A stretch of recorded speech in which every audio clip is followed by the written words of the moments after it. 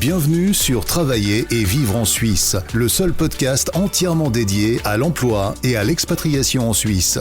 Nous vous aidons à mieux comprendre la Suisse et à concrétiser votre projet professionnel avec des conseils et des infos pratiques. Résidents, expatriés, frontaliers, écoutez dès maintenant notre spécialiste, David Talerman. Bonjour et bienvenue dans cet épisode où je vais tordre le cou à une idée reçue qui circule pas mal en ce moment sur les réseaux. En effet, il y a quelques jours, je tombe sur la vidéo d'un influenceur. Alors, je ne donnerai pas son nom, c'est pas le sujet. Un influenceur qui, comme beaucoup, vend du rêve à des aspirants frontaliers et qui affirme, je cite, que les entreprises suisses recrutent des frontaliers parce qu'ils coûtent moins cher. Voilà, alors ça a l'air logique, dit comme ça, c'est simple, c'est accrocheur et surtout, c'est faux. Enfin, en tout cas, c'est un raccourci énorme qui ne tient pas 2 secondes face aux faits et aux données officielles. Et comme j'aime bien les données, j'aime bien les chiffres, les faits, et puis voilà, on va regarder tout ça ensemble, parce que ce genre de déclaration, ça fait du mal aux candidats frontaliers, ça fait du mal aux frontaliers, ça alimente les tensions, et surtout, ça montre une méconnaissance assez profonde du fonctionnement du marché suisse. Allez, on y va. Alors, on va parler tout d'abord de quelque chose qui peut paraître évident, mais je pense que c'est quand même important de le dire, c'est le coût employeur. Et là, en fait, déjà, le raisonnement de notre cher influenceur, il est un peu mis à mal, simplement parce qu'en Suisse, quand une entreprise embauche quelqu'un, elle paie des charges patronales, AVSAI, APG, assurance chômage, LPP, assurance accident, etc. Au total, on tourne autour de 15% du salaire brut. Et là, attention, c'est le point clé, ces charges sont exactement les mêmes que tu sois frontalier, résident suisse, permis B, permis C, peu importe. L'employeur paie la même chose. Il n'y a pas de ristourne, il n'y a pas de rabais, il n'y a pas d'avantage pour l'entreprise à embaucher un frontalier plutôt qu'un résident. Il y a quand même un avantage, il faut quand même le souligner, c'est que quand tu es une entreprise suisse et que tu recrutes un étranger, qu'il soit frontalier ou permis B par exemple, eh bien, par rapport à un local, en effet, donc il n'a pas le service militaire, il n'a pas la protection civile, donc c'est, oui, un candidat, en tout cas un employé qui est peut-être un tout petit peu plus présent, voilà, mais attention... Les Suisses ne partent pas au service militaire toutes les semaines. Mais quand même, oui, sur ce point-là, c'est vrai. Voilà, alors bon, on passe sur cette partie. Évidemment, je ne vais pas comparer à la France les charges patronales. En France, qui tournent entre 30 et 45%. C'est une différence évidemment colossale par rapport à la Suisse, mais cette différence, elle est liée au système français, pas au statut de frontalier. En clair, l'employeur suisse, donc, pour finir, ne gagne strictement rien en charge sociale en embauchant un frontalier. Voilà, ça c'est le premier point, il est plutôt important à retenir. Maintenant, on va parler des salaires, parce que c'est un peu plus nuancé, et c'est probablement de là que vient la confusion de notre cher influenceur. J'ai regardé simplement les données de l'enquête suisse sur la structure des salaires de l'Office fédéral de la statistique. Les derniers chiffres disponibles sont, sauf erreur, de 2022. Et là, surprise, pour les postes de cadre, les frontaliers gagnent légèrement plus que les Suisses. On parle d'un salaire médian brut de 10 707 francs pour les frontaliers cadres contre 10 476 francs pour les Suisses. Donc moi, je l'ai toujours dit, ça fait 15 ans que je le dis. Donc en gros, alors c'est pas énorme, c'est 2%. Mais ici, finalement, l'argument du moins cher ne tient absolument pas, puisque c'est même l'inverse. Voilà. Par contre, et c'est là que la nuance est importante, pour les postes sans fonction de cadre, les postes d'exécution, là oui, il y a un écart. Et les frontaliers non cadres gagnent environ 5 859 francs contre 6 496 pour les Suisses. Ça fait quand même à peu près 10% de moins.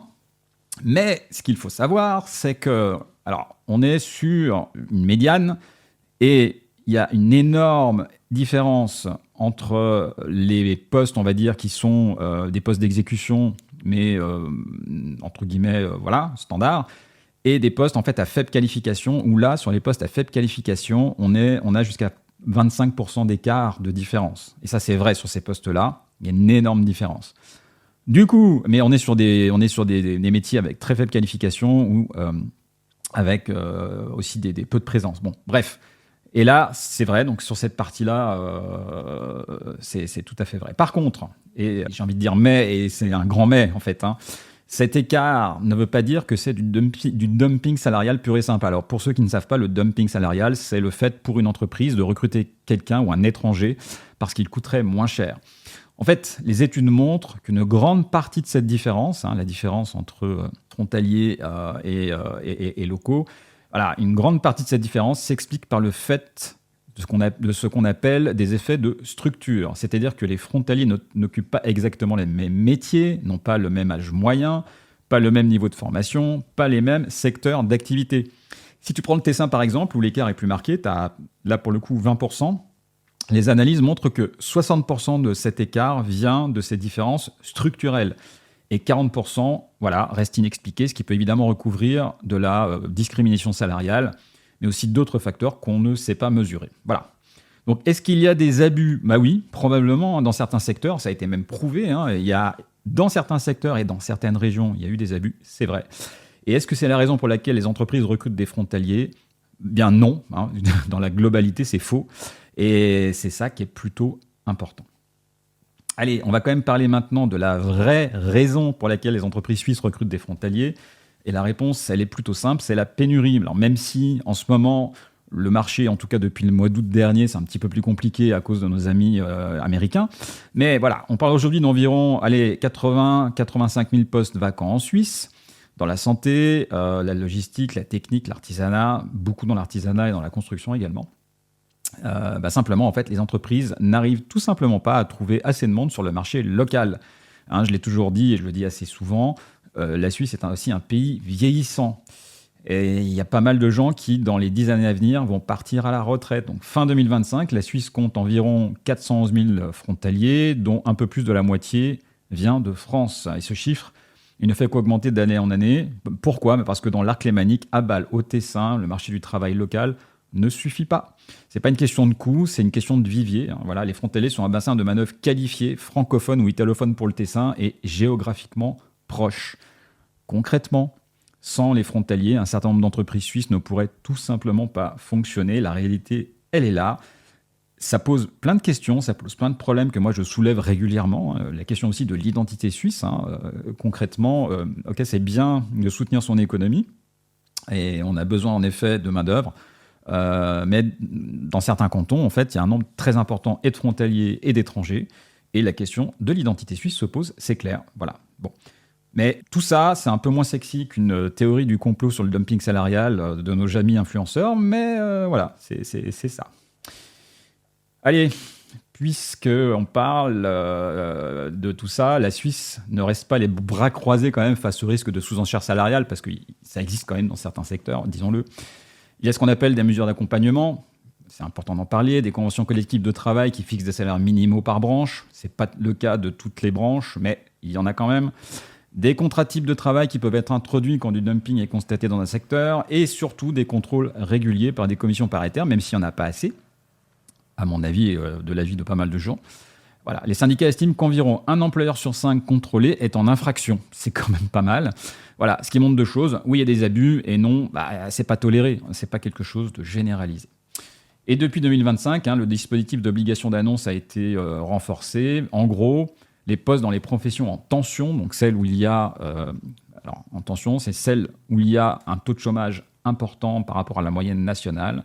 Eh bien, en tout cas pour ces professions, les entreprises doivent annoncer aux offices régionaux de placement avec une période d'exclusivité de 5 jours pour les résidents inscrits en Suisse. Donc en gros, avant de publier une offre d'emploi, une entreprise va de manière préférentielle l'envoyer aux offices régionaux de placement donc c'est les offices qui s'occupent notamment des candidats au chômage, pour qu'il y ait une sorte de préférence, même s'il n'y a aucune obligation pour l'entreprise de recruter un local, ça leur donne quand même un petit avance.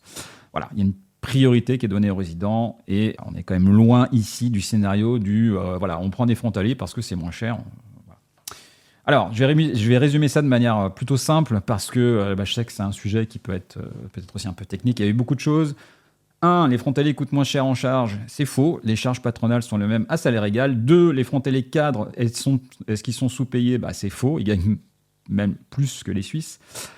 Est-ce que les frontaliers non cadres gagnent moins ? Oui, c'est vrai, environ 10% de moins en moyenne nationale, mais l'essentiel de cet écart s'explique par les différences de profil et de métier. Et enfin, les entreprises recrutent des frontaliers pour faire du dumping. C'est globalement faux.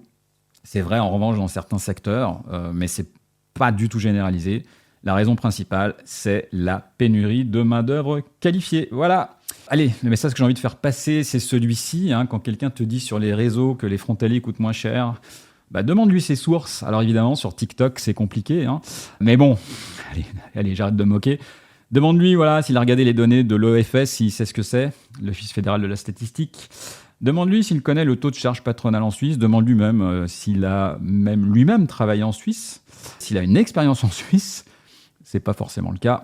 Voilà, je pense que tu auras dans tous les cas un grand silence en retour. Et comme je le dis toujours, quand tu prends un conseil quelque part, regarde toujours l'expérience de la personne avant tout. Voilà. Et puis allez, on finit. Méfie-toi des influenceurs qui vendent du rêve. Ou du cauchemar d'ailleurs.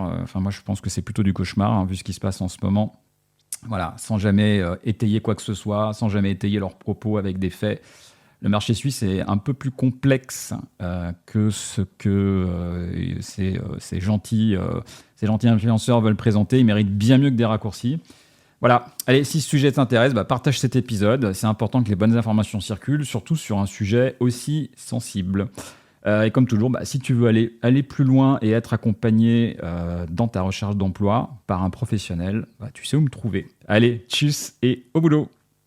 Merci de nous avoir rejoints pour cet épisode de Travailler et vivre en Suisse. Abonnez-vous à ce podcast et notez-le. Visitez le site www.travailler-en-suisse.ch pour plus d'informations sur le sujet abordé aujourd'hui et pour accéder à encore plus de ressources et d'informations.